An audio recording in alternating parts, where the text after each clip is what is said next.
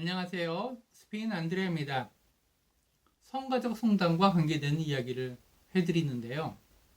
이번에는 가우디가 만든 설계도 이야기를 해보겠습니다. 가우디는 치밀하게 계산을 해서 설계도를 철저하게 만들어서 돌아가실 때까지 설계도를 잘 보관을 해놨습니다. 그런데 가우디가 교통사고로 돌아가셨죠. 교통사고로 돌아가신 이야기는 나중에 다른 기회에 말씀드릴게요. 교통사고로 돌아가시고 그 설계도대로 계속 공사를 했는데요. 가우디가 1926년에 돌아가셨는데 1936년에 스페인 내전이 발생이 됩니다.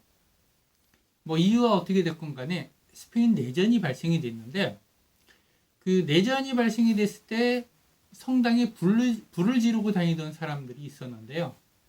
아니, 왜 내전이 발생이 됐는데 성당에 불을 지르나 그런 생각을 하실 수 있어서 사회적인 이야기를 좀 설명을 드릴게요.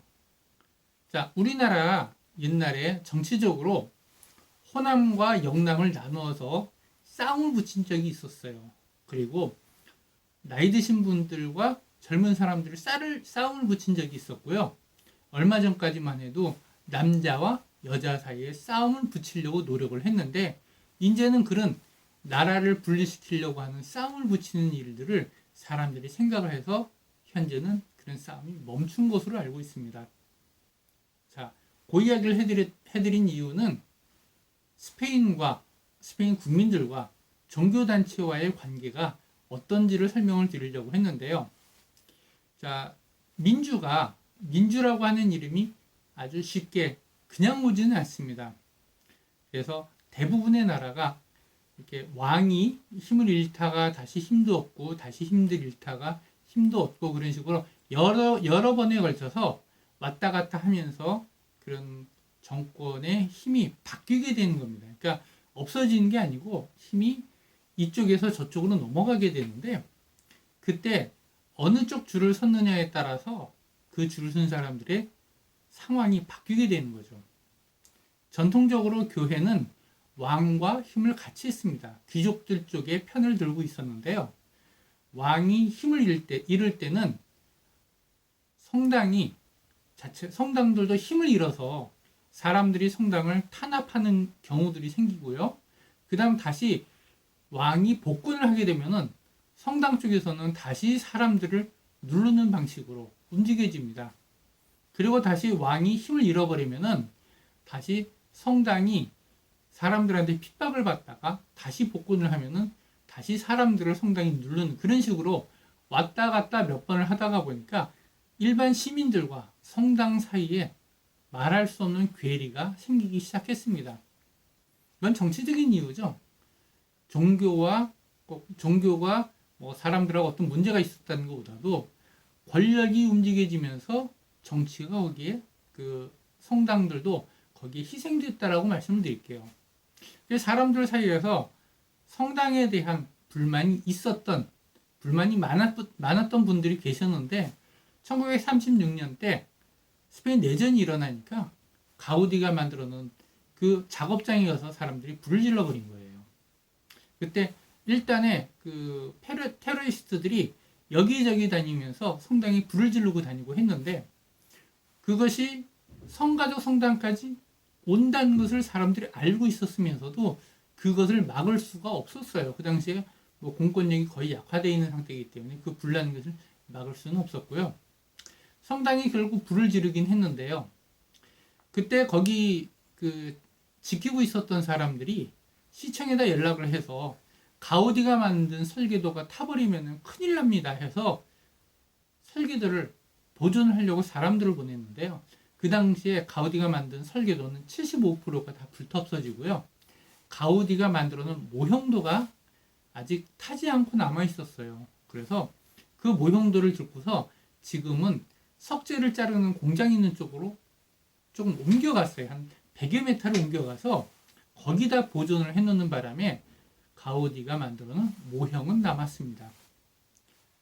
가우디가 죽고 나서 다시 이 부분을 설계하기 위해서 설계도를 만들어야 하는데 가우디가 만들어 놓은 모형을 가지고서 힘을 어느 쪽으로 분산하는지를 치밀하게 계산해서 거꾸로 모형을 가지고서 설계도를 만들어서 현재 공사를 하고 있습니다.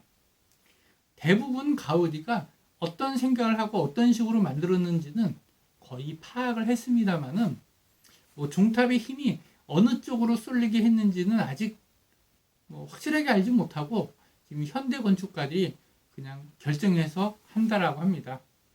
가우디가 생각했던 것이 완벽하게 다 남아있지는 못한다고 설명을 드리고요. 가우디가 만들어놓은 설계도는 불타 없어졌지만은 후대 사람들이 노력을 해서 모형을 보존을 해서 그 모형을 가지고서 설계도를 다시 만들어서 현재 만들고 있다라고 설명을 드립니다. 그리고 많은 분들이 설명을 물어보십니다. 가우디 죽고서 누가 설계를 하느냐고. 설계팀이 쭉 연계를 해서 계속 설계를 하고 있습니다. 지금 보넷 가문에서 설계를 하고 있는데요. 아마 완성할 때까지 그 같은 가문에서 계속 설계하면서 작업을 하리라고 생각을 하고요. 어떤 분이 이런 이야기 하시더라고요. 현대건설에다가 맡기면은 2년이면 완성한다고 이야기 하시는 거예요.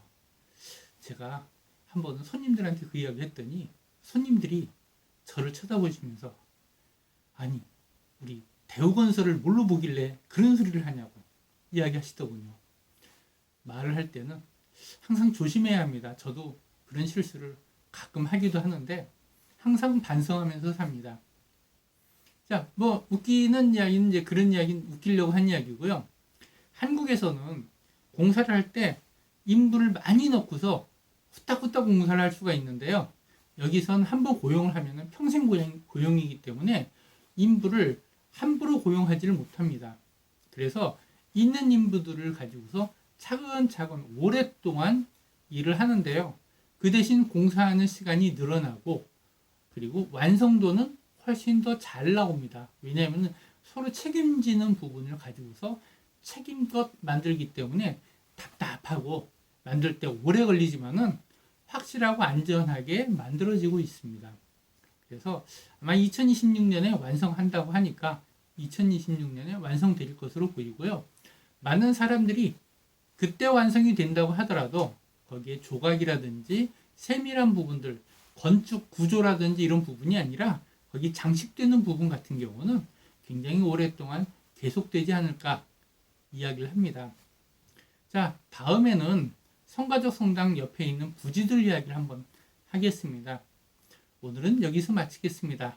감사합니다.